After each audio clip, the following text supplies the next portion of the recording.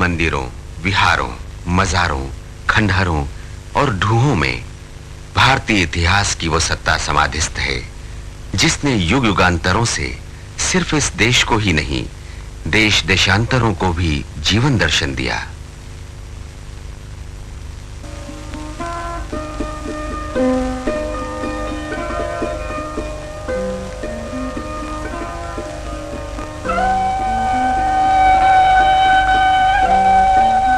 आर्य बस्तियां जब बसने लगी तो दीर्घतमा ने राजगृह में और आमूर्त रस ने गया में पहली आर्य बस्तियां बसाई। इस तरह नाभादिनिष्ट ने वैशाली, कारूस ने शाहाबाद, तितिक्षु ने अंग और माधव विदेह ने मिथिला में सबसे पहले आर्य बस्तियां बसाई। माधव विदेह के वंशजों ने ही जनक वंश की स्थापना की। राजा जनक की पुत्री सीता बन गई भारतीय नारी का चिरंतन आदर्श। इसी भूमि ने पूरे भारतीय समाज को सांस्कृतिक गरिमा दी।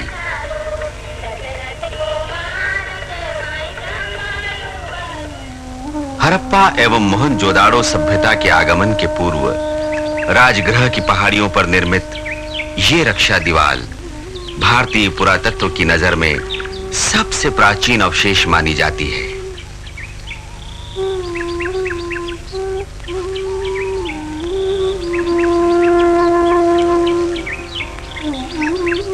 बृहद्रथ ने सबसे पहले स्थापित किया इन पहाड़ों के बीच अपना पहला राजवंश, जिसका सबसे प्रतापी राजा हुआ जरासंध।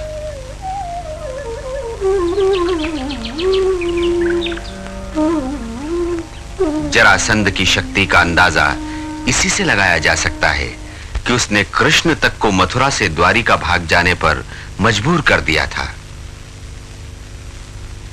किंतु भगवान कृष्ण भी मुग्ध थे राजगृह की सुंदरता पर। गुण प्रवृद्धा विषय प्रवाला।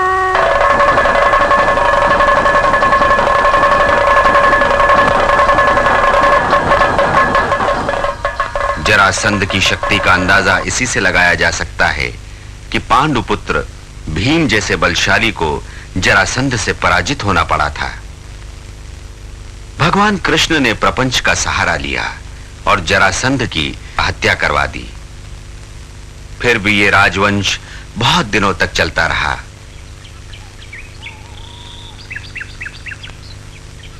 हर्यक कुल राजवंश, उसकी परंपरा का महत्वपूर्ण राजा बिंबिसार, मगध का स्वामी।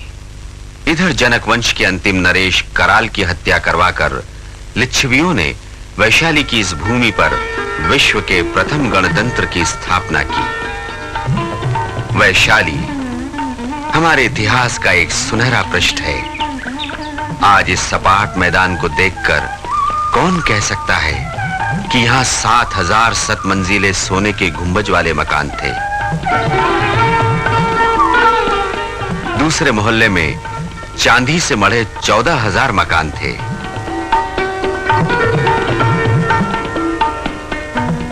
तीसरे मोहल्ले में तांबे से मढ़े 21000 मकान थे।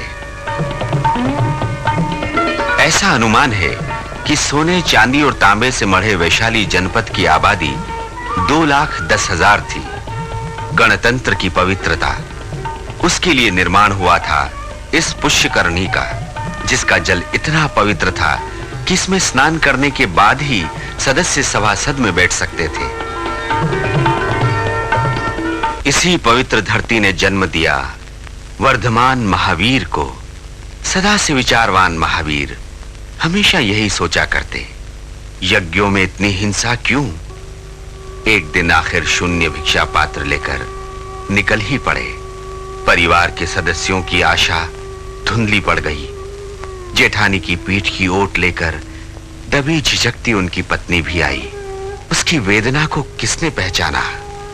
महावीर के छोटे से शिशु ने किसी से पूछा होगा, ये क्या हो रहा है? उन्होंने जन कल्याण के लिए शाश्वत मंत्र दिया, अहिंसा। महावीर का कर्म स्थल था उनके मौसा का प्रदेश मगध, और यहीं उन्हें निर्वाण की प्राप्ति भी हुई।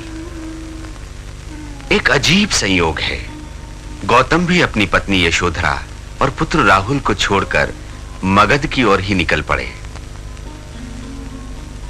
पर दोनों कभी मिले थे? इतिहास मौन है।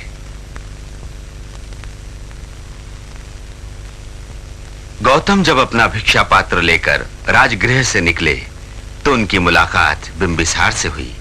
सिद्धार्थ के प्रभापूर्ण चेहरे को देखकर बिंबिसार ने उनका परिचय पूछा।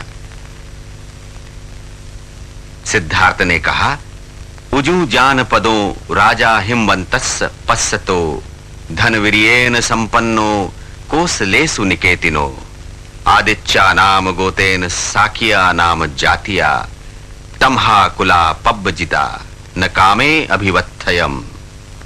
बिंबिसार ने कहा, जाओ महाराज जाओ, किंतु बुद्धत्व प्राप्ति के बाद मुझसे जरूर मिलना। सिद्धार्थ जंगलों से भरे बोध गया की ओर प्रस्थान कर गए।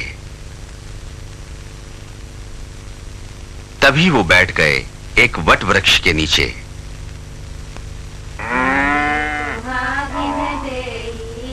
कृषक कन्या सुजाता अपने पुत्र प्राप्ति की मनौती उतारने के लिए 1000 गायों के दूध को क्रमशः एक गाय को पिलाकर उसके दूध से खीर बनाकर वट वृक्ष को अर्पण करने आई। सिद्धार्थ को ही साक्षात वट वृक्ष मानकर वो खीर उनके सामने रखकर खाने की प्रार्थना करने लगी। समाधि से अपने मन को हटाकर सिद्धार्थ ने निरंजना नदी के तट पर 49 कौर खीर खाई।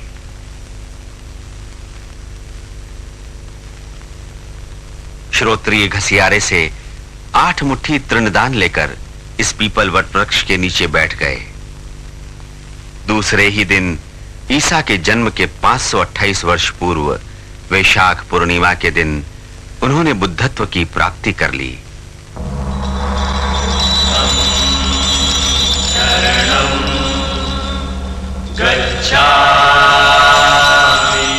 महाज्ञान प्राप्ति के बाद भगवान बुद्ध सप्ताह भर बोधि वृक्ष एवं जिस स्थान पर बैठे थे उसकी परिक्रमा करते रहे।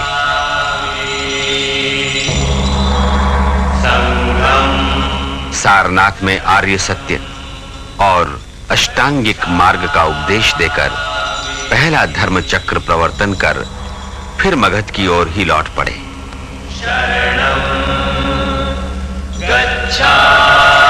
सम्राट बिंबिसार ने उनका बड़ा ही आदर सत्कार किया और वेणुवन उन्हें तथा उनके शिष्यों को सौंप दिया।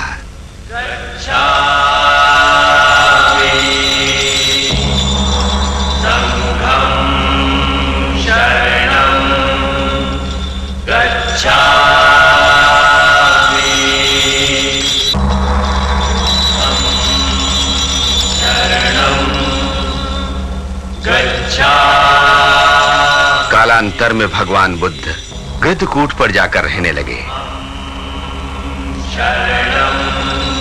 मगध की राजधानी राजगृह की प्रशंसा करते हुए उन्होंने अपने प्रिय शिष्य आनंद से कहा था, राजगृह रमणीय है, गृद्धकूट पर्वत रमणीय है आनंद। मगध साम्राज्य का योद्धा बिंबिसार महान व्यक्ति भी था। अपने मंत्रियों और राज कर्मचारियों के साथ वो बुद्ध से मिलने इसी स्थान तक राजा की तरह आया था। फिर वो सभी के साथ पैदल ही चला था।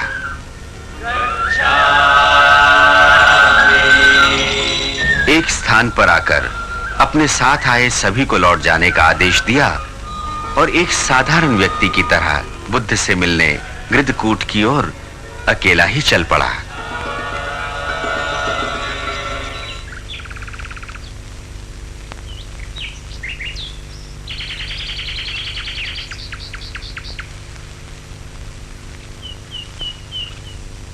एक राजा ने एक साधारण इंसान की तरह एक दिन बुद्ध से कहा। उसके जीवन में मात्र 5 आकांक्षाएं थी। राजा बनना, आपको अपने प्रदेश में देखना, आपकी सेवा करना, आपके द्वारा धर्म उपदेश सुनना और आपको जानना। भगवान बुद्ध की दूसरी बड़ी विजय थी प्रगाढ़ पंडित सारिपुत्र और महामोदग्लायन को अपने धर्म में दीक्षित करना। अपने पुत्र राहुल की दीक्षा उन्होंने खुद नहीं, सारिपुत्र से करवाई थी। बौद्ध धर्म की पताका को फहराने में जितनी बड़ी भूमिका बिहार के इन दो सपूतों ने निभाई, वो पूरे बौद्ध धर्म में अद्वितीय है। कालांतर में वैशाली की अमर गणिका आम्रपाली भी बुद्ध के चरणों में लीन हो गई। किंतु भाग्य का लिखा कौन मिटा सकता है। भगवान बुद्ध के चचेरे भाई देवदत्त के कहने पर अपने ही पुत्र अजातशत्रु के द्वारा जेल की इन 4 दीवारियों में मरने के लिए बंद कर दिए गए बिंबिसार।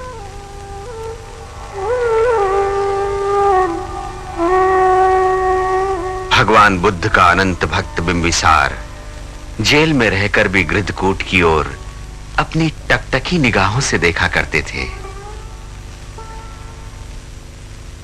अजातशत्रु मगध का दूसरा प्रबल साम्राज्यवादी शासक अपनी सीमा को बढ़ाने के लिए वर्षकार की कूटनीति से अंग, काशी जैसे प्रदेशों पर विजय प्राप्त कर मगध सीमा का विस्तार भी किया। कहावत है, जैसी करनी वैसा फल। पितृहंता अजातशत्रु भी अपने ही पुत्र उदायन के द्वारा मारा गया। उदायन अपने पिता से कम साम्राज्यवादी नहीं था। अवंती को जीतकर उसने मगध को केंद्रीय भारत का एकमात्र प्रमुख शक्ति बना डाला। मगध साम्राज्य की सीमा को पूर्वी समुद्र से पश्चिमी समुद्र तक फैला डाला। राजगृह से राजधानी हटाकर उसने पाटलिपुत्र की नींव डाली और अपनी राजधानी पाटलिपुत्र ले आया। पितृहंता होकर सिंहासन पर बैठने का क्रम जो अजातशत्रु ने चलाया, उसी क्रम में उदायन भी हत्या का शिकार हुआ। उसके बाद अनिरुद्ध, मुंड और नागदशक, इन सभी पितृहंताओं ने अपनी दुर्बलता के कारण अपने वंश का पटाक्षेप कर डाला। नंद वंश का शक्तिशाली राजा धननंद, समस्त उत्तर भारत का स्वामी, जिसके समय में पाटलिपुत्र बना समस्त उत्तर भारत का राजनीतिक केंद्र, उसी के राजभवन में आया तक्षशिला का महापंडित चाणक्य, कुरूप चाणक्य। उसकी कुरूपता को स्वीकार न करने के फलस्वरूप राजा धननंद ने उसे अपने राजमहल से बाहर निकाल दिया। एक महान पंडित का इतना घोर अपमान मात्र कुरूपता के कारण। रूप के आगे उसकी बुद्धि का कोई महत्व नहीं। उसी समय अपनी चोटी खोलकर उसने सौगंध खाई, सिर्फ धननंद को ही नहीं, नंद वंश को ही निर्मूल कर देगा वह। नंद वंश के राजकुमार पर्वतक को लेकर वो विंध्याचल के जंगलों में भाग गया। जंगल में ही 80 करोड़ नकली सिक्कों का निर्माण कर एक बड़ी सेना खड़ी की। इस अवसर पर चाणक्य की भेंट हुई कुमार चंद्रगुप्त से। परिशिष्ट वर्ण में कहा गया है, चंद्रगुप्त का पिता नाई और मां वेश्या थी। इतिहासकारों में मतभेद है, पर सभी इतिहासकार इतना तो मानते ही हैं कि उसका संबंध किसी राजघराने से नहीं था। चाणक्य ने चंद्रगुप्त में पाए सम्राट बनने के सारे लक्षण।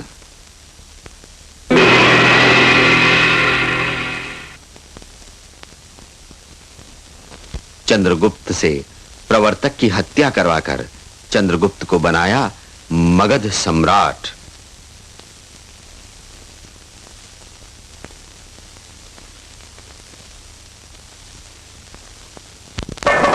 सिकंदर, चंद्रगुप्त के ही युग में यूनान का प्रतापी एवं साम्राज्यवादी सिकंदर भारत विजय का सपना लिए पश्चिम के अश्वक, गौर, पश्चिम गांधार, पूर्वा, उड़सा, अभिसर, पौरव, ग्लूचुकयन, अद्रिज, सोभूति, मगल, उगेलसाय, मालव, अंबष्ट, शूद्र, मुर्शिक, प्रोस्त, शाम्ब, पटल, तक्षशिला, अभिसर, मुरु राज्यों को एक पर एक जीतने के बाद भी सिकंदर के बढ़ते कदम मौर्य सीमा पर अपने पैर नहीं बढ़ा सके। चाणक्य की प्रेरणा से उसने समस्त भारत को अपने में समेट लिया। पहली बार भारत के चक्रवर्ती सम्राट की कल्पना को उसी ने स्वीकार किया। चाणक्य ने सिर्फ नंदों का नाश या चंद्रगुप्त को सम्राट ही नहीं बनाया, उसने दिया समस्त विश्व को अमूल्य निधि कौटिल्य का अर्थशास्त्र। मेगास्थनीज, सेल्यूकस का राजदूत, वो चंद्रगुप्त के दरबार में ही था। उसकी पुस्तक इंडिका भारतीय इतिहास पर आज भी एक महत्वपूर्ण पुस्तक है।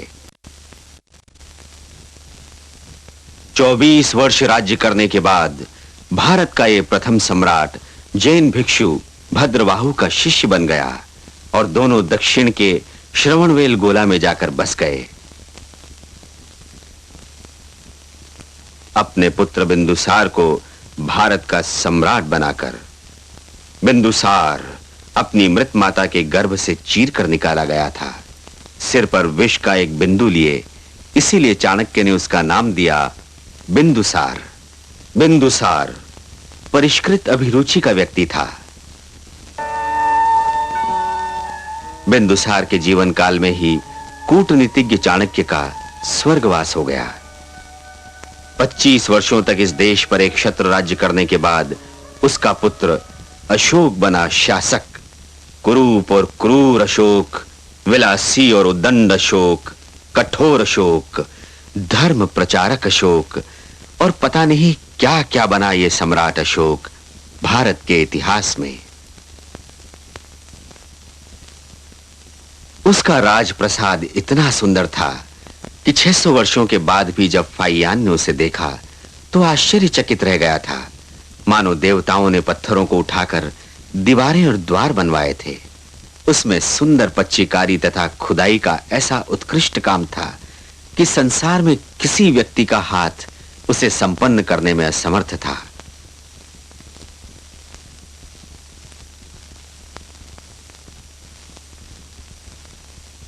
ऐसी थी उसकी विलासिता, किंतु वो क्रूर भी इतना था कि अपने सभी भाइयों को मरवाकर इस कुएं में डलवा दिया था। ऐसा भी कहा जाता है। साम्राज्यवादी अशोक की आंखों की किरकिरी था पड़ोसी राज्य कलिंग। एक दिन अपनी विशाल सेना के साथ उसने कलिंग पर चढ़ाई करने की सोची। शुरू हो गया नरसंहार का तांडव नृत्य।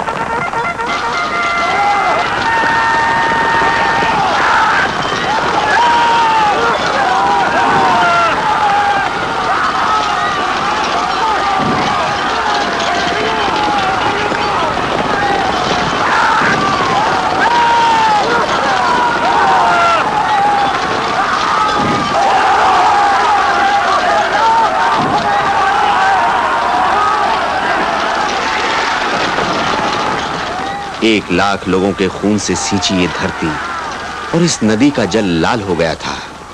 आज भी साम्राज्यवाद की गाथा अपने अंतर में छुपाए है ये धरती और ये नदी।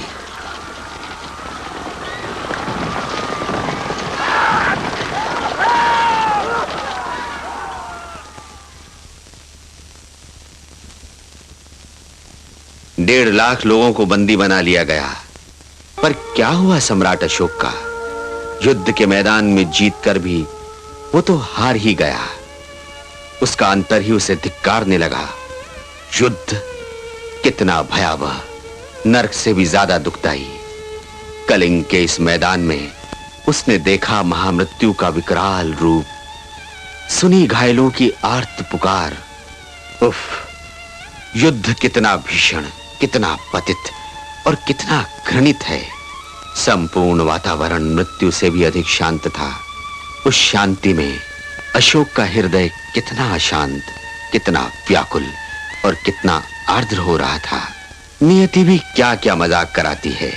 जिस सौतेले भाई सुसीम की उसने हत्या करवा दी थी, उसी के पुत्र से उसे अहिंसा, अस्तेय काम मिथ्याचार, मादक पदार्थों का त्याग एवं बुद्ध शरण, धर्म शरण और संघ शरण का उपदेश लेना पड़ेगा।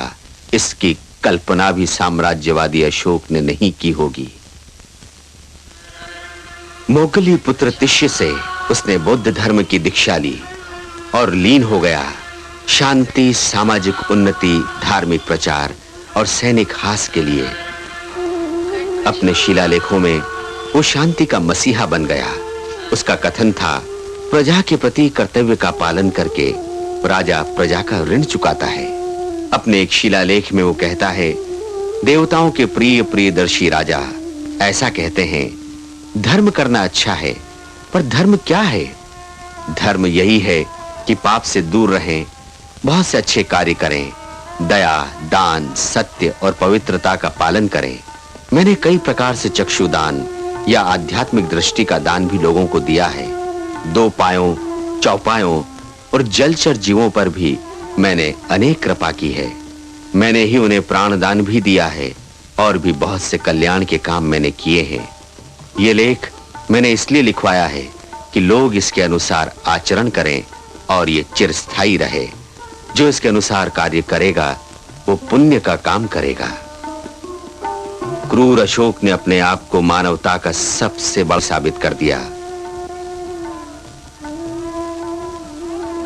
आजीविकों के लिए बराबर पहाड़ पर पत्थरों को काटकर सुंदर गुफाएं बनवाई।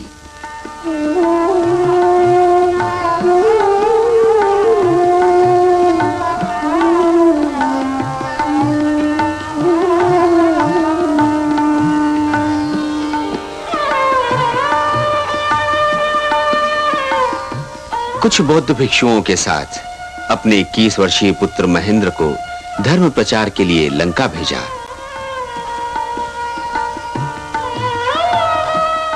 लंका की नारियों में भी धर्म प्रचार हो, इसलिए अपनी पुत्री संघमित्रा को भी बोधि वृक्ष की एक शाखा देकर बड़ी धूमधाम से पटना के रानी घाट से विदा किया। दोनों भाई बहन अपनी इस जन्मभूमि पर फिर नहीं लौट पाए। पहले महेंद्र और 2 वर्ष बाद संघमित्रा को वहीं निर्वाण की प्राप्ति हुई। अशोक वह पहला व्यक्ति था जिसने उस युग के महान मूर्तिकार नागराज महाकाल से बुद्ध की मूर्ति बनवाई, जबकि खुद भगवान बुद्ध ने मूर्ति पूजा को निषेध कहा था।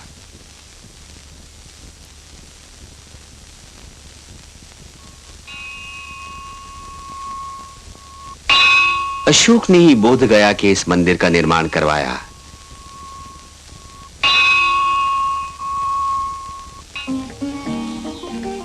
फिर शुरू हो गए कलात्मक अभिव्यक्ति के क्षण। भारतीय कला में बिहार का योगदान अत्यंत महत्वपूर्ण है। यदि भारत का इतिहास 3/4 बिहार का इतिहास है, तो भारतीय कला का प्रमुख भाग भी बिहार ही रहा है। मौर्य साम्राज्य, शुंग वंश, गुप्त साम्राज्य और पाल सम्राटों के संरक्षण में ही कला विकसित हुई और सारे भारत पर छा गई।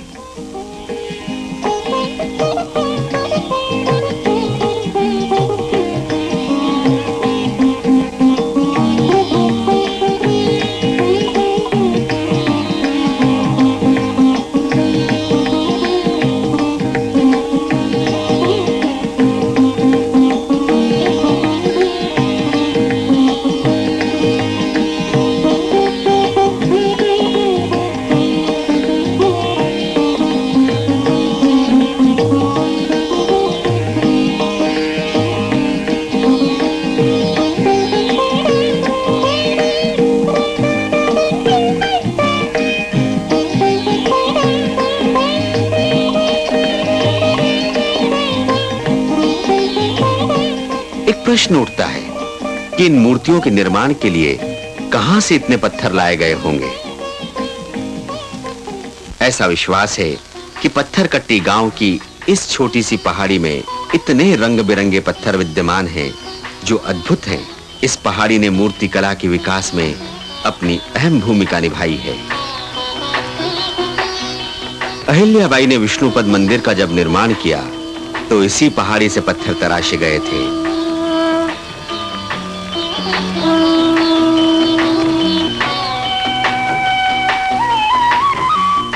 जिन मूर्तिकारों को राजस्थान से उन दिनों मंदिर के निर्माण के लिए बुलाया गया था, वे आज भी मूर्तियों के निर्माण में लीन हैं।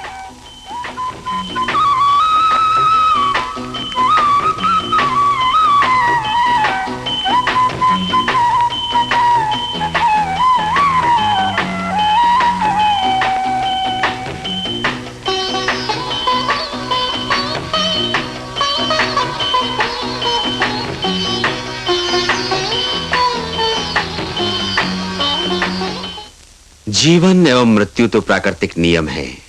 ईसा के 232 वर्ष पूर्व उदारता की मूर्ति और मानवता के सबसे बड़े पुजारी सम्राट अशोक का देहांत हो गया। सम्राट अशोक की छठी पीढ़ी में कायर, आलसी एवं नपुंसक प्रवृत्ति वाला व्यक्ति वृद्धद्रथ मौर्य साम्राज्य का राजा बना। उसकी घृणित मनोवृत्तियों के कारण सेनापति पुष्यमित्र ने सेना के प्रदर्शन काल में ही तलवार के एक ही वार से उसके शरीर के 2 टुकड़े कर डाले। मौर्य वंश का अंतिम सितारा वहीं अस्त हो गया। पुष्यमित्र मगध के राज सिंहासन पर बैठ तो गए और उसके वंशजों ने 112 वर्ष राज भी किया, पर उसके चलाए शुंग वंश में कोई ऐसी उपलब्धि नहीं हो पाई जिसके चरम उत्कर्ष पर उसने मौर्यों की सत्ता हासिल की हो। यूं बोध गया कि रेलिंग पर शिल्प कला का जो विकास हुआ वो उत्कीर्ण है।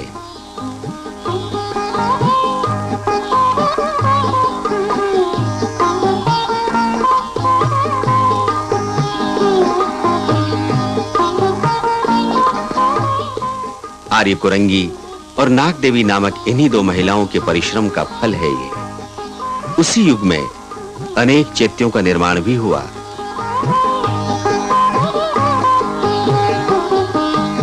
पुष्यमित्र की गणना भारत के महान शासकों में की जाती है।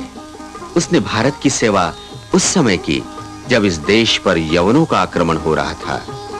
फिर अनेक देशों का राज आया और गया, पर धीरे-धीरे अंधकार युग छा गया बिहार के इस पूरे प्रदेश पर।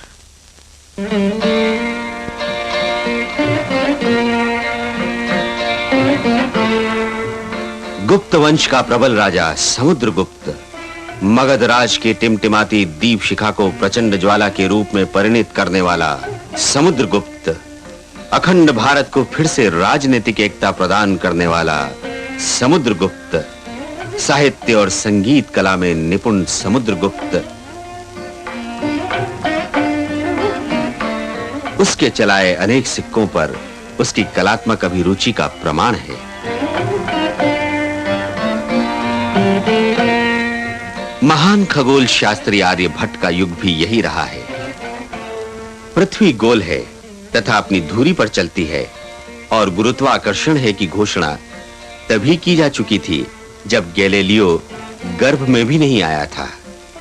इतना ही नहीं, क्षेत्रमिति, त्रिकोणमिति, ज्योतिमिति आदि विज्ञान के वास्तविक जन्मदाता भी आर्यभट्ट ही थे। नक्षत्रों की पहचान का श्रेय भी उन्हें ही जाता है।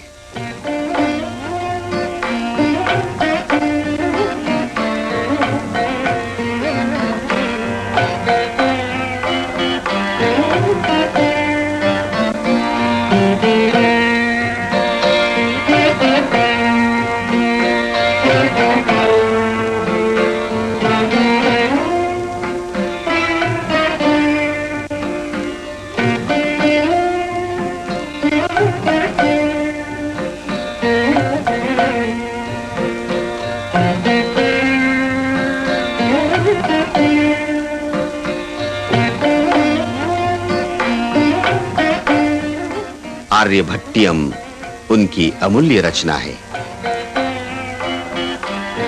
इसी युग में कालिदास ने अपनी अमर कृतियों की रचना की।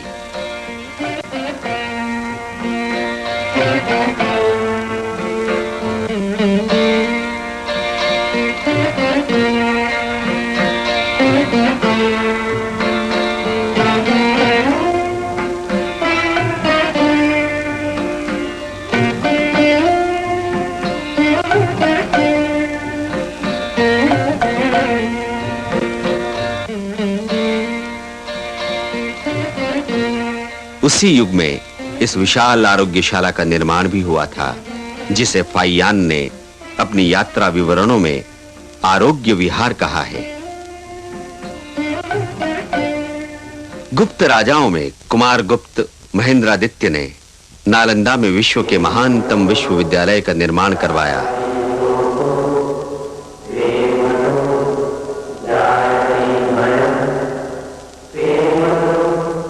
महेंद्रादित्य के बाद क्रमशः बुद्धगुप्त, तथागत, बालादित्य, वज्रादित्य एवं शक्रादित्य ने यहाँ के विहारों का निर्माण करवाया।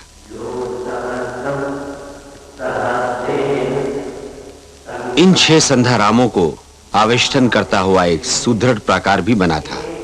वो इतना बड़ा था कि उसके कंगूरे आकाश से बातें करते थे। उसके ऊपर ऐसे यंत्र लगे थे जिससे वायु, वर्षा, सूर्य ग्रहण, चंद्र ग्रहण तथा ग्रह युद्ध का ज्ञान होता था। छात्रावास 4 तल्ले का था। 10,000 भिक्षु छात्रवास करते थे तथा विश्व के अनेक मुल्कों से आते जाते थे। यहां सिर्फ हीनयान, महायान की शिक्षा ही नहीं दी जाती थी, वरन वेद, वेदांग, उपवेद, दर्शन आदि की भी शिक्षा दी जाती थी। इस विद्यापीठ में 1,500 उपाध्याय थे जो सभी विद्याओं में पारंगत हुआ करते थे। इस विद्यापीठ के खर्चे के लिए 100 गांवों को राजा ने दान दे रखा था।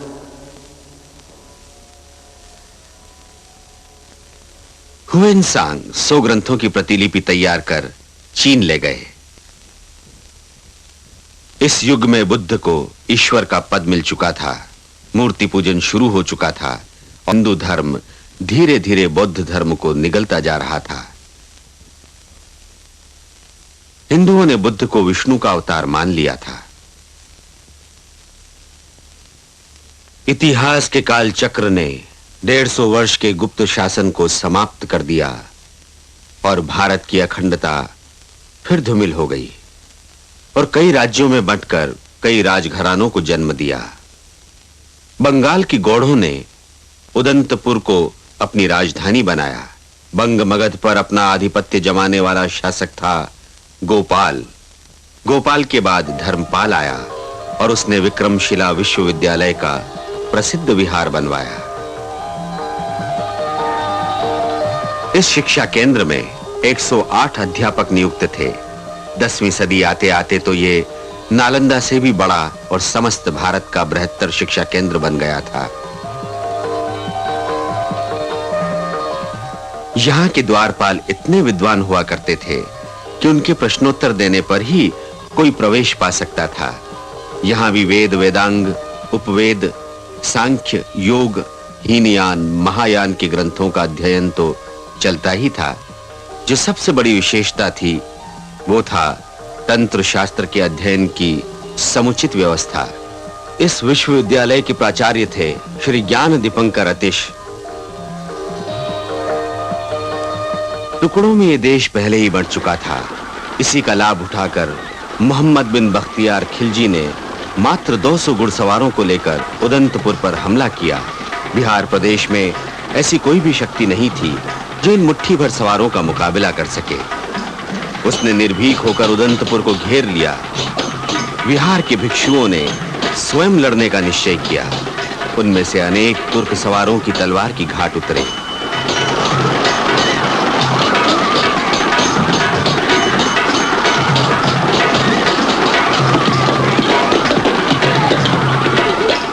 भिक्षुओं की हत्या कर बख्तियार जब विहारों के अंदर गया तो क्रुद्ध होकर उसने पुस्तकों में आग लगा दी। इस तरह उसने सिर्फ नालंदा एवं विक्रमशिला को ही नहीं, अपने आप भी चिर निद्रा में सो गया। विहार शरीफ के मातपुर मोहल्ले में मगध के इतिहास को हमेशा हमेशा के लिए समाप्त कर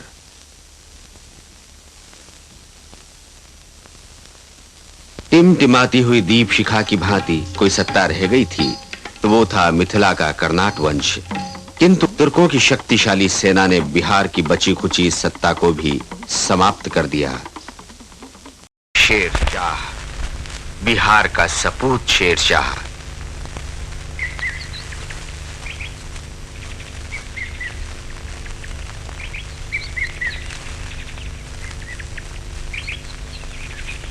पाटलिपुत्र की महिमा एक बार फिर जागृत हुई। 6 लाख की लागत से उसने पटना में किले का निर्माण किया। अपने 6 वर्षों के शासनकाल में उसने अनेक कल्याणकारी कार्य किए। उत्तर तथा दक्षिण बिहार को जोड़कर उसने बिहार को भौगोलिक सीमा दी। ग्रैंड ट्रंक रोड का निर्माण किया, डाक व्यवस्था चलाई।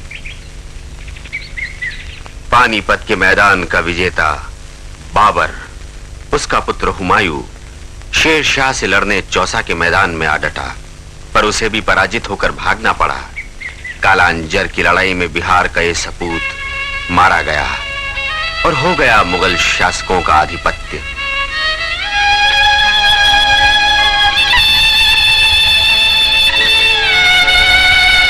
पटना उस समय व्यापार का बहुत बड़ा केंद्र था। अंग्रेजों के आने के पूर्व ही यहां डच एवं फ्रांसीसी अपना व्यापार शुरू कर चुके थे। पटना के आसपास के इलाकों में बारूद बनाने के लिए शोरे का प्रचुर मात्रा में मिलना ही उनके आकर्षण का केंद्र था। सिर्फ शोरा ही नहीं, चीनी, कपड़ा एवं अफीम भी यहां प्रचुर मात्रा में उपलब्ध था। अंग्रेजों के आने के बाद व्यापार की प्रतिद्वंदता ने आपसी संघर्ष का इतिहास भी गढ़ा। डच एवं फ्रांसीसियों को बिहार छोड़कर अन्य प्रदेशों में भाग जाना पड़ा। किंतु इतिहास ने उस समय एक जबरदस्त मोड़ लिया जब औरंगजेब की मृत्यु के बाद बंगाल की गद्दी पर बैठे अलीवर्दी खां। किंतु इतिहास का काल चक्र तेज रफ्तार में चक्कर लगाने लगा जब अलीवर्दी खां की गद्दी पर बैठा उसका नाती बंगाल, बिहार और उड़ीसा का नवाब बनकर 24 वर्ष का नौजवान सिराजुद्दौला। किंतु अभागे सिराजुद्दौला को बंगाल की गद्दी एक दिन के लिए भी फूलों की सेज साबित न हुई। विलियम वॉट्स, चार्ल्स वॉटसन और क्लाइव की मिलीजुली धूर्तता, दगाबाजी और झूठ फरेब ने सिराजुद्दौला का जीना हराम कर दिया। एक दिन अंग्रेज सेनापति विलियम वॉट्स को बुलाकर सिराजुद्दौला ने समझाया भी था, तुम अंग्रेज शांत व्यापारियों की तरह इस देश में व्यापार करना चाहते हो तो खुशी से रहो और व्यापार करो, किंतु सूबे की शासक की हैसियत से मेरा यह हुक्म है कि जो किले तुमने बनवाए हैं उन्हें जमीन के बराबर कर दो। किंतु संधि की तहत जब वॉट्स अंग्रेजों का दूत बनकर मुर्शिदाबाद आया तो उसने दरबारियों में रिश्वतों का बाजार गर्म कर दिया। नित्य नई योजनाएं बनाकर सिराजुद्दौला को गद्दी से उतारकर किसी दूसरे को गद्दी पर बैठाने की साजिश करने लगा। इस षड्यंत्र में राजा मानिकचंद, राजा राजवल्लभ, राजा दुर्लभ राम के अलावा था मीरान और उसका बाप मीर जाफर। इन्हीं लोगों की शय पर वॉटसन ने एक पत्र लिखकर नवाब सिराज को चेतावनी भी दे डाली, यदि आप वास्तव में अपने देश में शांति रखना चाहते हैं और अपनी प्रजा को आपत्ति और बर्बादी से बचाना चाहते हैं तो अपनी ओर से संधि की हर शर्त को पूरा कर दीजिए ताकि मुझे शिकायत का जरा भी मौका न मिले। नहीं तो याद रहे, चंद रोज के अंदर और अधिक जहाज और सेना में मंगा लूंगा और आपके मुल्क में ऐसी आग लगा दूंगा कि गंगा का तमाम जल भी उसे बुझा न सकेगा। ऐसे अनेक कड़े पत्रों के लिखने के पीछे क्लाइव, वॉट्स और वॉटसन को भरोसा था कि मीर जाफर को मसनद का लालच देकर सिराजुद्दौला के खिलाफ खड़ा किया जा सकता है। सिराजुद्दौला को मसनद से उतारने की मीर जाफर के साथ इन तीनों ने संधि की और एक दिन आम के पेड़ों से भरे पलासी के इस मैदान में दोनों सेनाएं एक दूसरे के सामने खड़ी हो गईं। तोप ने गर्जना की और छिड़ गया युद्ध। लेकिन इस मैदान में युद्ध नहीं, युद्ध का नाटक खेला गया। मात्र 9 घंटे में हार और जीत की इस लड़ाई ने भारत के भाग्य के साथ क्रूर मजाक किया। हंसी आती है युद्ध के नाटक को देखकर, जिसमें भारतीय सेना मात्र 7 अंग्रेज और अंग्रेजों की ओर से लड़ने वाले 16 भारतीय को ही मौत के आलिंगन में सौंप पाई। 13 अंग्रेज और 36 सिपाही घायल हुए।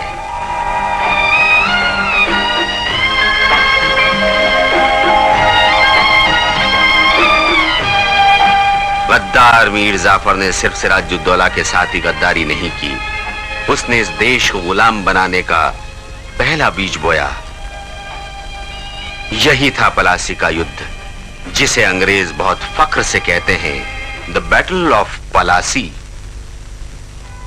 अपनी पत्नी लुत्फनिशा और अबोध बच्ची को सीने से चिपकाकर चुपके से निकल पड़े सिराजुद्दौला पटना के लिए, जहां राजा राम नारायण उन दिनों बिहार के डिप्टी गवर्नर थे।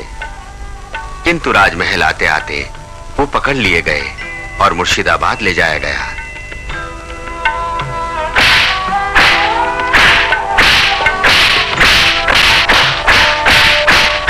मीरान का खास आदमी मोहम्मद बेग नामक एक जल्लाद ने पीट पीट कर उनकी हत्या कर डाली। दूसरे दिन सिराजुद्दौला के मृत शरीर को हाथी पर लटकाकर सारे मुर्शिदाबाद में घुमाया गया। खुशबाग के इस कब्रगाह में सिर्फ सिराजुद्दौला को ही नहीं, भारत की आजादी को भी सदियों के लिए दफन कर दिया गया। कालांतर में पूरा परिवार ही दफना दिया गया खुशबाग के इस कब्रगाह में।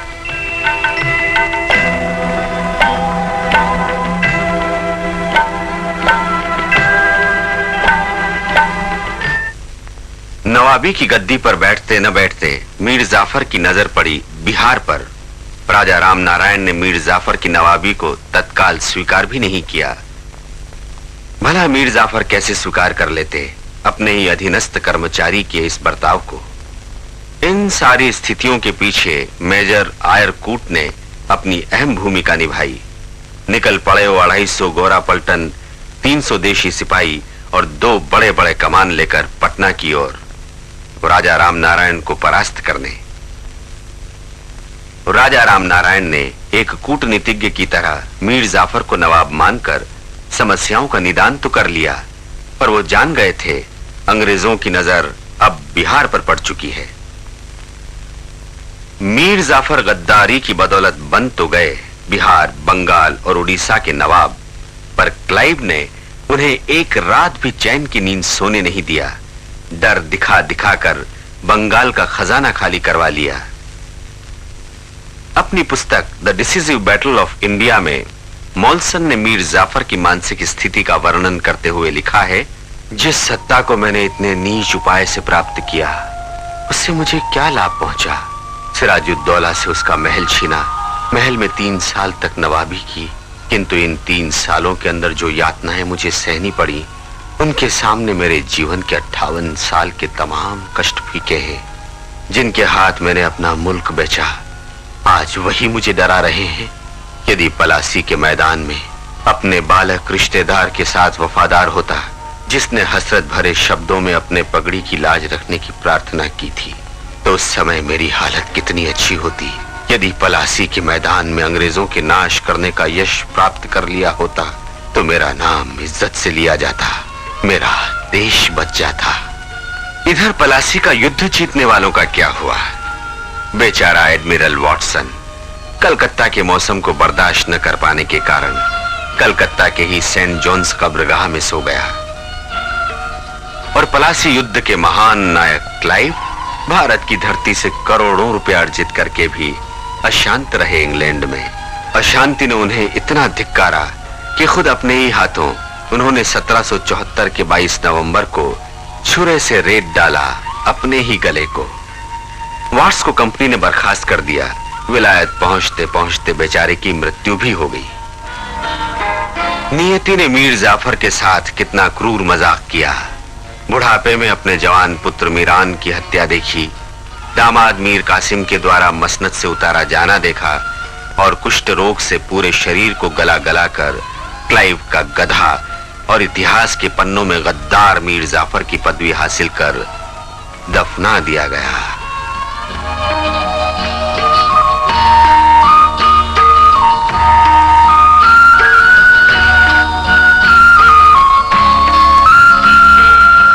मीर जाफर का दामाद मीर कासिम बैठा बंगाल की मसनद पर। उसमें एक सिपाही की वीरता और एक राजनीतिज्ञ की दूरदर्शिता दोनों मौजूद थी। मुर्शिदाबाद में अंग्रेजों का प्रभाव बढ़ गया था, इसीलिए उसने मुंगेर को अपनी राजधानी बनाया।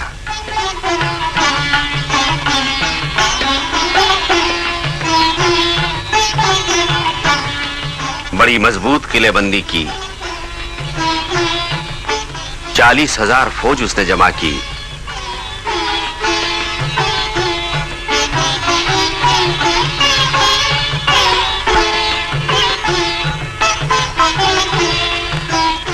तोप बनाने का एक बड़ा कारखाना बनवाया।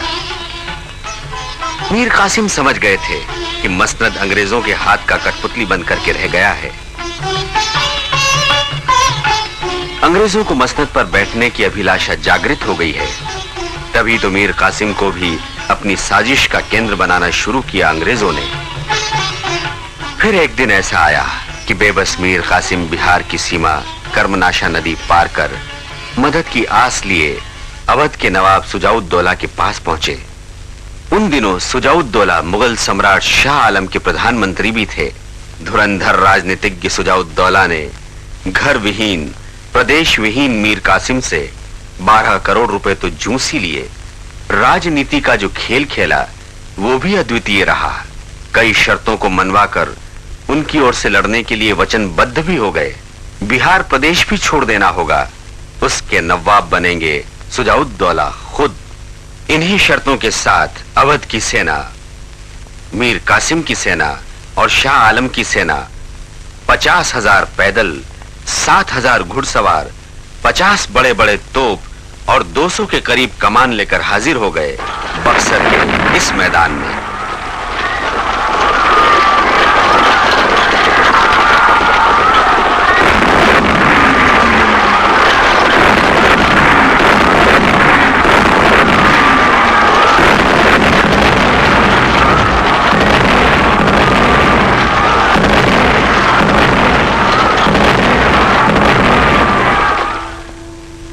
मात्र 3 घंटे के इस युद्ध ने पलासी एवं उधवा नाला के मैदान में गद्दारी का जो इतिहास रचा था, उसकी पुनरावृत्ति बक्सर के इस मैदान में भी हुई।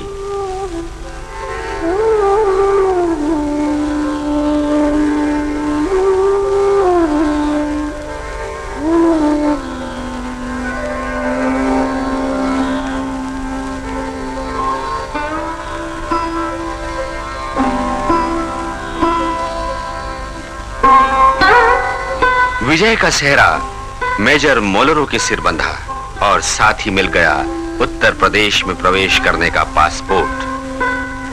मीर कासिम भागकर इलाहाबाद पहुंचे और 12 वर्षों तक एक गृह विहीन व्यक्ति की तरह जीवन गुजारकर आगरा के पास सदा के लिए सो गए कहीं।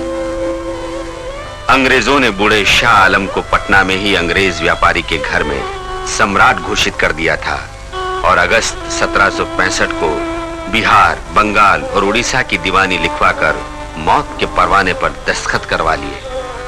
अंग्रेजों की मुट्ठी में भारत की किस्मत कैद हो गई। अंग्रेजों के कदम अब समतल भूमि को छोड़कर जंगलों की ओर बढ़े। जंगलों के दावेदार संथाल और आदिवासी अंग्रेजों के उत्पीड़न से ऊबने लगे। उनका हक छीना जाने लगा। उत्पीड़न से तंग आकर संथाल पुत्र तिलका माझी ने अपने साथियों के साथ अस्त्र उठा लिए। तिलका माझी को पकड़ लिया गया, 4 घोड़ों से बांधकर भागलपुर में घुमाया गया। संथाल नौजवान की मौत इतने अत्याचार के बाद भी न हुई तो एक पेड़ में उल्टा लटकाकर 13 फरवरी 1784 को मौत के घाट उतार दिया गया। प्रदेश का पहला संथाल बाबा तिलका माझी ने आजादी की जो ज्योति जलाई, उसे 73 वर्षों तक इस प्रदेश के संथाल और आदिवासियों ने बुझने न दिया। धर्म की आड़ लेकर मुल्क में मुसलमानों ने वहाबी आंदोलन चला रखा था। पटना बना इसका मुख्य केंद्र। पटना के ही विलायत अली और इनायत अली इस आंदोलन के प्रमुख नायक थे। अंग्रेजों के अत्याचार से त्रस्त पीर अली रात रात भर जागकर देश की हालत पर पर्चा लिखा करते। उनके क्रांतिकारी विचारों से प्रभावित तिरहुत के जमादार वारिस अली ने 23 जून 1857 को क्रांति की बिगुल फूंक डाली। पलासी के मैदान में हार का 100वां वर्ष। उन्हें दानापुर लाया गया और 6 जुलाई को फांसी दे दी गई। इधर 3 जुलाई 1857 को करीब 200 देश प्रेमी सड़कों पर निकल पड़े और पादरी की हवेली की ओर बढ़े। इरादा था यहां के अंग्रेज पादरी की हत्या करने का। पादरी भाग निकला उसकी जगह अफीम का व्यापारी डॉक्टर लोयल आ पहुंचा। किसी ने आगे बढ़कर उनकी हत्या कर दी। गोरी सेना आई, कई लोग गिरफ्तार हुए। सजा के 3 घंटे के अंदर ही पीर अली एवं उनके 13 साथियों को यहीं कहीं पेड़ में लटकाकर फांसी दे दी गई। बाकी अन्य देशभक्तों को इस पेड़ में लटकाकर फांसी दी गई, जिसके कारण ही गुलजार बाग के समीप इस टीले का नाम पड़ा फसियारी टिल्हा। 25 जुलाई को अपने बैरिकों से विद्रोह का बिगुल बजाते हुए दानापुर सैनिक छावनी के जवान निकल पड़े, बाबू कुंवर सिंह के नेतृत्व की आस लिए। बाबू कुंवर सिंह तलवार खींचकर अंग्रेजों के सामने आ गए। रीवा जाकर तातिया टोपे से मिलना चाहा। अकबरपुर, लखनऊ, आजमगढ़, अयोध्या होते हुए वो नाना साहब के साथ जा मिले और कानपुर के युद्ध में उनका साथ दिया।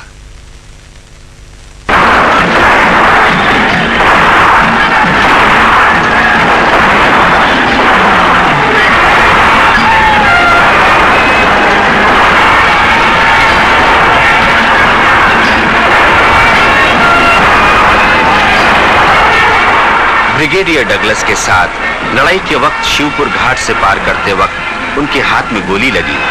जहर कहीं पूरे शरीर में न फैल जाए, इसलिए इस वीर ने तत्काल हाथ काटकर गंगा को समर्पित कर दिया। वो घायल अवस्था में ही अपने महल जगदीशपुर लौट आए। पूरे महल को अंग्रेजों ने नेस्तो नाबूद कर दिया था। 26 अप्रैल 1858 को ये वीर सेनानी अपनी रियासत एवं प्रजा को अंग्रेजों के आधिपत्य से स्वाधीन कर अपने देश पर न्योछावर हो गया। उनकी मृत्यु के बाद उनके भाई अमर सिंह नेपाल पहुंचे। गोरखा सैनिकों ने उन्हें गिरफ्तार कर लिया। इस बीच जगदीशपुर पर लगातार हमला होता रहा। महल की करीब 150 स्त्रियों ने तोपों के मुंह के सामने खड़ी होकर खुद ही फलीता जलाया और मुक्त कर लिया भविष्य की बेशर्मी और लानत भरी जिंदगी जीने से। जितने भी अत्याचार अंग्रेजों ने किए हों, जितनी भी बहादुरी से इस देश की जनता क्यों न लड़ी हो, हिंदू और मुसलमानों ने जिस एकता और धर्मनिरपेक्षता का उदाहरण पेश क्यों न किया हो, अंततः अंग्रेजों को इस देश से निकालने में भारतवासी सक्षम नहीं हो पाए। पर आजादी की जो ज्योत 1857 की लहर ने जलाई, वो बाद के आने वाले वर्षों में हमारी प्रेरणा स्रोत का काम करती रही। इस देश पर आगमन हुआ एक निर्धन किंतु तेज तर्रार अंग्रेज मैकोले का। लॉर्ड विलियम बेंटिंक का परम प्रिय मित्र मैकोले ने अपनी षड्यंत्रकारी नीति से नष्ट कर देना चाहा इस देश की सभ्यता, संस्कृति, भाषा और साहित्य को। गवर्नर जनरल की हैसियत से विलियम बेंटिंक ने लाद दिया अपने मित्र मैकोले की शिक्षा नीतियों को इस देश पर। मैकोले ने अपनी शिक्षा नीतियों में कहा, हमें भारत में इस तरह की श्रेणी पैदा कर देने का भरसक प्रयत्न करना चाहिए जो कि हमारे और उन करोड़ों भारतवासियों के बीच जिन पर हम शासन करते हैं, एक दूसरे को समझाने बुझाने का काम दे सकें। ये लोग ऐसे होने चाहिए जो कि केवल खून और रंग की दृष्टि से हिंदुस्तानी हो, किंतु रुचि, भाषा और विचारों की दृष्टि से अंग्रेज हो। गवर्नर बेंटिंक ने फारसी की जगह अंग्रेजी को लाद दिया। इसी उद्देश्य से 1821 में पूना का डेक्कन कॉलेज, 1835 में कलकत्ता का मेडिकल कॉलेज और 1847 में रुड़की कॉलेज की स्थापना की गई। अंग्रेजों के इस उद्देश्य में भला बिहार पीछे कैसे रहता। यहां भी अंग्रेजी पढ़ाई के लिए पटना कॉलेज का निर्माण हुआ। संपूर्ण बिहार में यह पहला कॉलेज था जहां अंग्रेजी की पढ़ाई शुरू की गई।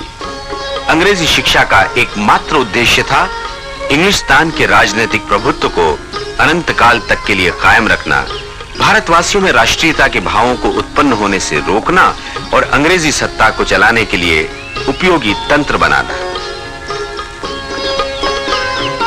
मैकोले अपने उद्देश्य में सफल रहा।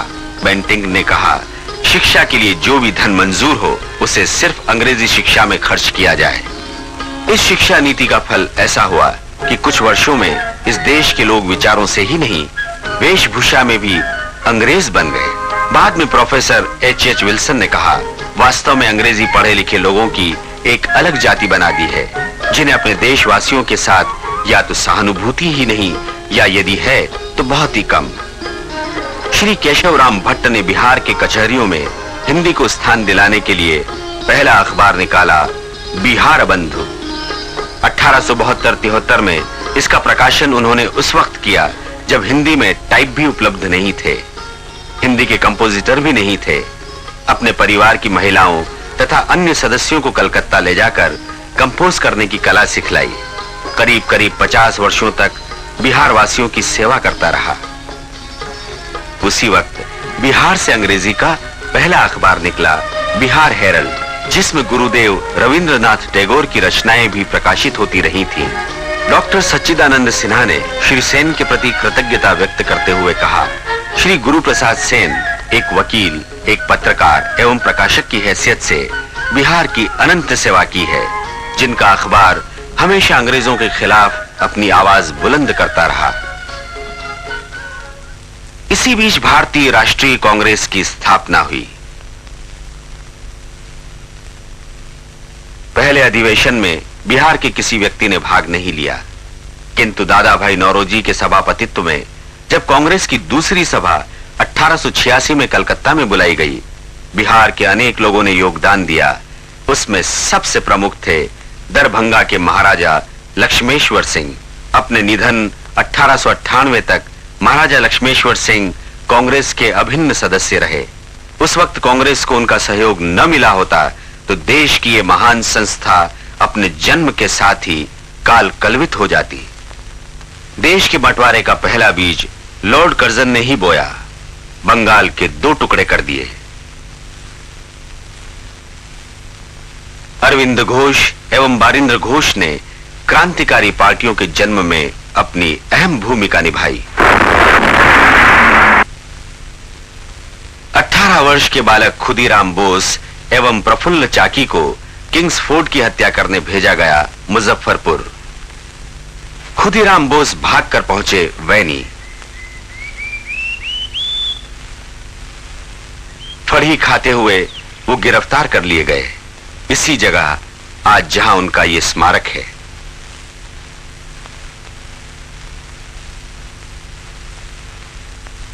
प्रफुल्ल चाकी भागकर पहुंचे मोकामा घाट। मोकामा घाट की पुलिस ने उन्हें गिरफ्तार करना चाहा।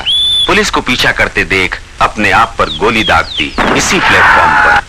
बाद में उनका सर काटकर शिनाख्त के लिए कलकत्ता भेज दिया गया। खुदीराम बोस पर मुकदमा चला, सजा मिली फांसी। बेड़ियों में जकड़कर मुजफ्फरपुर जेल के इन्हीं किसी कमरों में बंद कर दिए गए।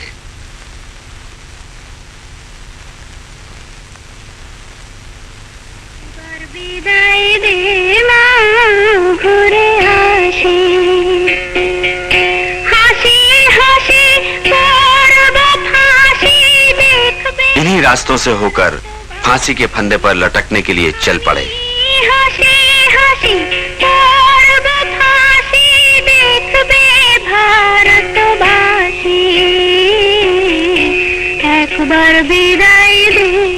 सूर्य को अंतिम बार अस्त होते उन्होंने इसी कमरे से देखा होगा।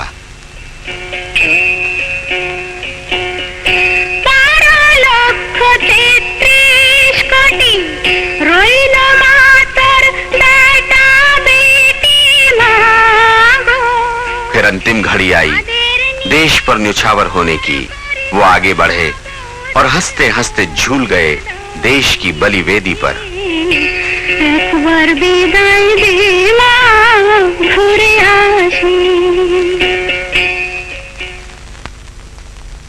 कुछ आर्थिक सांस्कृतिक अड़चनों के कारण बंगाल से बिहार को अलग करने का प्रयास होने लगा। उनमें महेश नारायण, डॉक्टर सच्चिदानंद सिन्हा, कृष्ण सहाय, परमेश्वर लाल, नंद किशोर लाल, अली इमाम और जनाब मजरूल हक जैसे नेता आंदोलन चलाने लगे। अंततः 1912 को बिहार पूर्ण प्रांत की सीमा की ओर लौट आया। फिर तो बिहार का अपना सचिवालय बना, हाई कोर्ट बना, कालांतर में विश्वविद्यालय का भी निर्माण हुआ और इसी वर्ष कांग्रेस ने बिहार की धरती पर पहली बार पटना में अपना 27वां अधिवेशन भी मनाया। सच्चिदानंद सिन्हा इस अधिवेशन के बने सचिव और मजरूल हक स्वागतकारिणी के अध्यक्ष। शचीन्द्रनाथ सान्याल ने 1913 में पटना में अनुशीलन समिति की स्थापना की। बिहार क्रांतिकारी गतिविधियों का प्रमुख केंद्र बना, जिनमें पटना का बीएन कॉलेज तथा टीके घोष अकादमी के कई छात्र ऐसे संगठनों में जमकर हिस्सा लिया करते।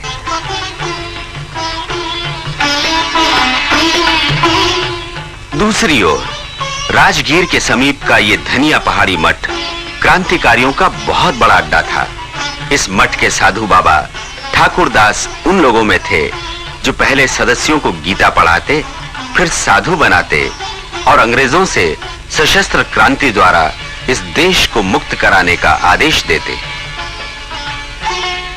उनके इस कार्य में पटना के नामी वकील श्री केदारनाथ बनर्जी ने पूर्ण सहयोग दिया, किंतु अपूर्व सहयोग दिया उनकी पत्नी हेमांगिनी देवी ने। पुलिस के कागजातों में ये सरला देवी के नाम से जानी जाती और क्रांतिकारी इन्हें श्रद्धा से देवी मां के नाम से पुकारा करते।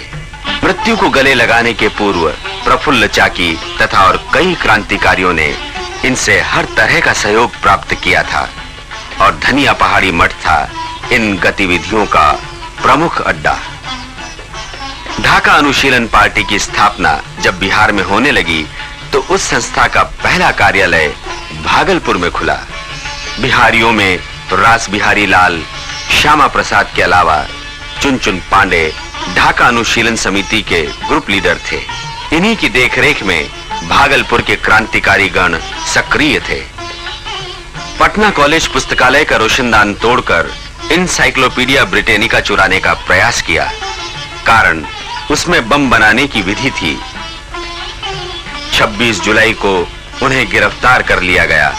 संपूर्ण बिहार के जिलों में युवक सशस्त्र क्रांति की ओर प्रेरित होने लगे। नलनी बागची, मुरलीधर चौधरी, कन्हैयालाल बनर्जी इत्यादि ने जेल की यातनाएं भोगी। इधर क्रांतिकारियों के अग्रदूत रास बिहारी बोस गुलजार बाग के सरकारी प्रेस को अपने क्रांतिकारी गतिविधियों के लिए प्रमुख स्थान बना लिया। कारण था उनके चाचा श्री बामाचरण घोष प्रेस में बड़ा बाबू की हैसियत से पदस्थापित थे। जिस आजाद हिंद फौज ने भारत के स्वाधीनता संग्राम में अपनी अहम भूमिका निभाई, उसकी कल्पना पटना में ही की गई थी 21 फरवरी 1915 के दिन। भारतीय सेना के गठन और इसकी स्थापना के लिए एक सभा भी बुलाई गई थी पटना में, पर किसी कारणवश वह कार्यान्वित नहीं हो पाया। किंतु अपने सपने को साकार किया जापान में जाकर। अपनी ढलती उम्र में उन्होंने सौंप दिया आजाद हिंद का भार नेताजी सुभाष चंद्र बोस के ऊपर।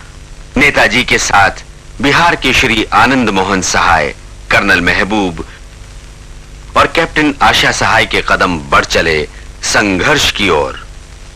कांग्रेस की समझौतावादी नीतियों और सशस्त्र क्रांति में विश्वास करने वालों के कार्यक्रम के बीच ध्रुव तारे की तरह भारतीय राजनीति पर आगमन हो चुका था मोहनदास करमचंद गांधी का। नील के इन पौधों को अपने खून से सींचते रहे चंपारण के किसान और इन कोठियों में छिपी है निल्हे साहबों के अत्याचार की कहानी। एक अंग्रेज मजिस्ट्रेट E.W.L. टॉर ने लिखा है, ऐसा एक भी नील का बक्सा नहीं था जो बिना इंसान के खून से रंगा इंग्लैंड पहुंचता हो। गांधी जी का विश्वास था भारत में जब तक गांव के लोगों की दशा में सुधार नहीं होता तब तक सच्चा स्वराज्य नहीं हो सकता। गांधी जी के विचारों से परिचित सतवरिया गांव के एक साधारण से किसान राजकुमार शुक्ल पहुंचे गांधी के पास। गांधी चंपारण आए। मोतीहारी आकर इसी मकान में गोरख बाबू का आतिथ्य ग्रहण किया। उनके क्रांतिकारी कार्यक्रम में उनके साथ हो लिए श्री धरणीधर, श्री गोरख प्रसाद, श्री बृज किशोर प्रसाद बाद में उनके साथ आ जुटे। गांधी जी के कदम से कदम मिलाकर चलने के लिए श्री अनुग्रह नारायण श्री रामनवमी प्रसाद, शंभु शरण वर्मा एवं प्रसाद,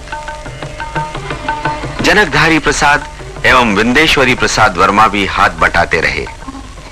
गांधी जी बेतिया आए और इस साधारण सी धर्मशाला में ठहर गए। ब्रज किशोर बाबू के साथ वो लोकरिया गांव आए।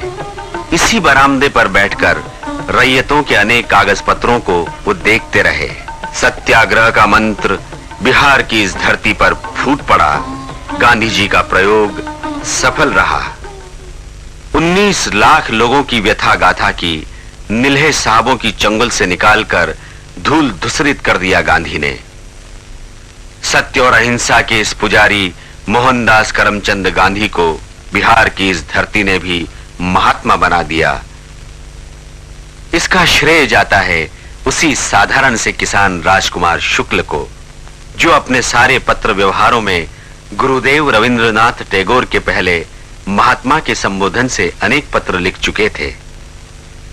गांधी जी ने अपने कई बार के बिहार प्रवास में यह महसूस किया कि एक राष्ट्रीय विश्वविद्यालय की स्थापना की जाए। तभी जन्म लिया बिहार विद्यापीठ के इस भवन ने। इस विद्यापीठ के कुलपति के पद आसीन हुए श्री मजरूल हक और उपकुलपति बने ब्रज किशोर प्रसाद। प्राचार्य के पद पर आसीन हुए राजेंद्र प्रसाद, कृष्ण वल्लभ सहाय, बद्रीनाथ वर्मा एवं राम निरीक्षण सिंह। अपने हाथों उन्होंने इस विद्यापीठ का उद्घाटन किया। असहयोग के सिद्धांत का देश के अनेक नौजवानों ने विरोध किया। भगत सिंह अपनी पार्टी को गठित करने बिहार आए। चंपारण के मोलनिया गांव में योगेंद्र शुक्ल, वसावन सिंह, राम विनोद सिंह, केदारमणि शुक्ल, राम परीक्षण सिंह ने डकैती में भाग लिया। इसी बीच केंद्रीय असेंबली में बटुकेश्वर दत्त और भगत सिंह ने बम फेंककर क्रांति का नारा बुलंद किया। यह चेतावनी है, अहिंसा के स्वर्ण युग के उपकरण के दिन अब बहुत थोड़े रह गए हैं। आने वाली पीढ़ी ने अहिंसा की व्यर्थता का इतना गहरा अनुभव किया है कि अब उसके विषय में रंच मात्र भी संदेह नहीं रह गया है। हम मानवता के हित में गहरी निष्ठा रखते हैं और प्रेम से उद्वेलित होकर ही हमने चेतावनी का ये रास्ता अपनाया है, जिसमें आने वाले भयानक विनाश एवं शोक का सामना नहीं करना पड़े। मानवता के लिए प्रेम में हम किसी से कम नहीं हैं। इधर क्रांतिकारी फणींद्रनाथ घोष ब्रिटिश सरकार के तलुए चाटने लगे। सरकारी गवाह बन गए। उनके बयान पर भगत सिंह तथा उनके साथियों को फांसी के फंदे पर लटका दिया गया। बटुकेश्वर दत्त काले पानी की सजा भुगतने के लिए अंडमान भेज दिए गए। भला बिहार के क्रांतिकारी इस दगाबाजी को कैसे भूल सकते थे। सुनीति देवी फणी घोष की हत्या करने आगे आईं। आगे आने वालों में बैकुंठ शुक्ल, अक्षय वट राय, किशोरी प्रसन्न सिंह के अलावा और कई लोग थे। बैकुंठ शुक्ल चंद्रमा सिंह के साथ बेतिया पहुंचे और फणींद्रनाथ की हत्या करके बिहार के कलंक को धो दिया। बैकुंठ शुक्ल पर मुकदमा चला, सजा मिली फांसी। फंदे को गले लगाने के पूर्व उन्होंने काकोरी कांड के शहीदों की कविता सूख न जाए ये पौधा आजादी का, इसलिए अपने खून से इसे तर करते हैं, गुनगुनाते हुए झूल गए फांसी के फंदे पर, गया जेल में। गांधी जी के असहयोग और अहिंसा का विरोध कांग्रेस पार्टी में भी होने लगा था। राजनीतिक वातावरण गर्म हो चुका था। रही सही कमी को सुभाष चंद्र बोस के कांग्रेस के अध्यक्ष पद से निष्कासन ने पूरा कर दिया। इन्हीं वातावरण के बीच 1940 में कांग्रेस का 53वां आयोजन रामगढ़ में हुआ।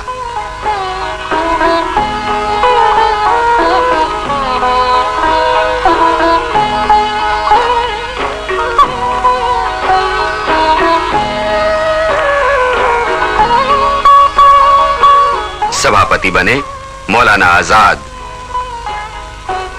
स्वागतकारिणी के अध्यक्ष हुए राजेंद्र प्रसाद और महामंत्री बने अनुग्रह नारायण सिंह। किंतु सुभाष चंद्र बोस ने दूसरा पंडाल बनवाया और समझौता विरोधी सभा का आयोजन किया। उनके साथ हो लिए किसानों के महान नेता सहजानंद सरस्वती एवं शील भद्रिया जी। बिहार के सपूतों ने सुभाष के साथ चलने की सौगंध खाई। उधर गांधी जी ने कांग्रेस मंच से बोलते हुए कहा, यदि कोई संघर्ष शुरू करना चाहता है तो मैं उसकी राह में नहीं आना चाहता, किंतु उसे कांग्रेस के बाहर से वैसा करना होगा। यदि वो कांग्रेस में रहना चाहता है तो उसे कांग्रेस और उसकी नीति का पालन करना होगा। इधर सुभाष ने जनता का आह्वान किया और दक्षिण पंथियों की समझौता नीति की शिकायत की एवं कहा, हम अवसर का उपयोग करें, शक्ति एवं साहस के साथ आगे बढ़ें, साम्राज्यवाद एवं इसके हिंदुस्तानी सहयोगियों को चेतावनी दें कि अगर साम्राज्यवाद के साथ समझौता किया गया तो मौत की घंटी होगी। इन्हीं गर्मागर्मी वातावरण में सुभाष ने देश के अनेक महान नेताओं के साथ समझौता विरोधी सभा का समापन किया।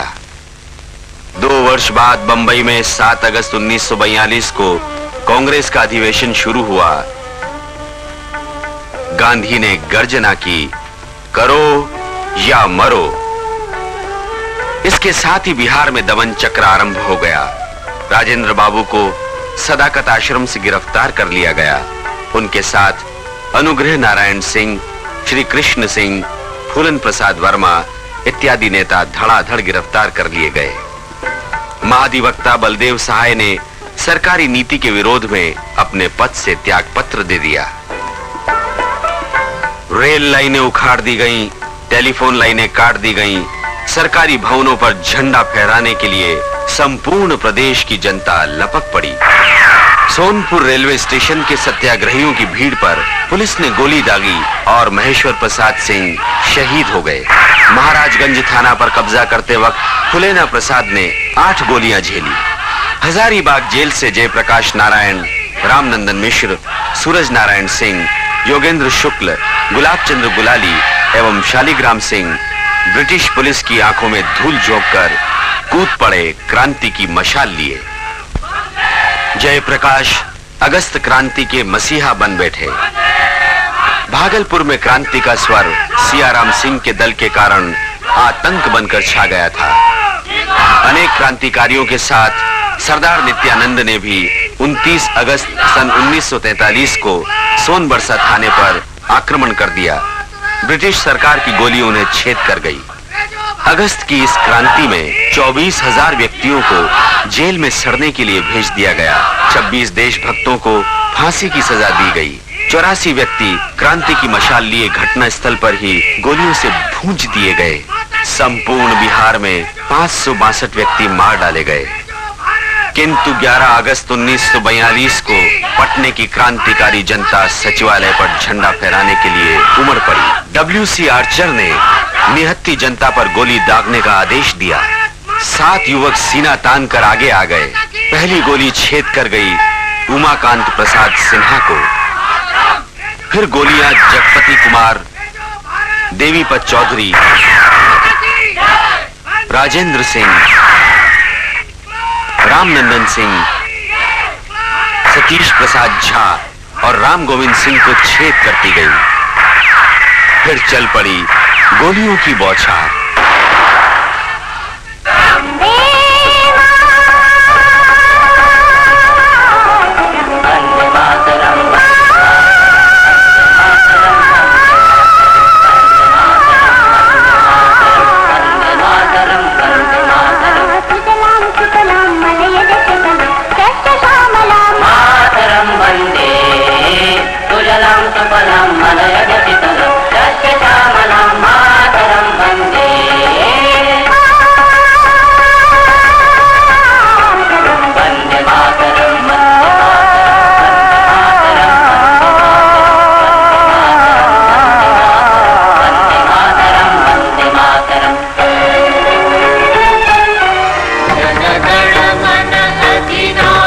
बापू के त्याग और क्रांतिकारियों के खून से रंगा आजाद भारत का तिरंगा लहरा उठा बिहार की धरती पर भी।